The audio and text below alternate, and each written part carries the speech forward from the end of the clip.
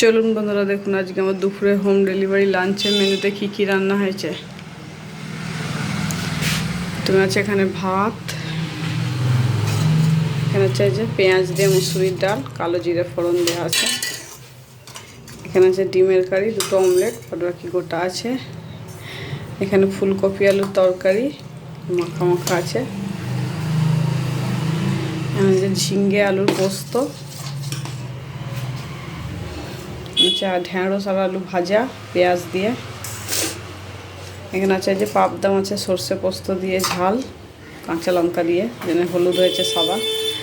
এখানে আছে রাজমা আছে, আলু দিয়ে রাজমার তরকারি, এটা রুটির সবজি। এখানে আছে বিনস আলু ভাজা, আর এখানে আছে পটল ভাজা।